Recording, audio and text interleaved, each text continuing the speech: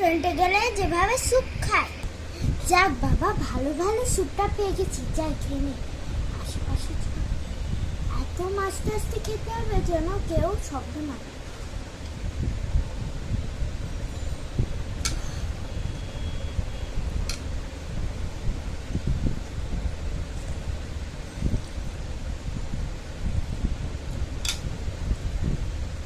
আর বাসায় যেভাবে স্যুপ খায়, যাক মা অনেকদিন পর স্যুপ রান্না করছে, ওটা খেয়ে নিয়ে যায়। এখন তো কেউ নাই।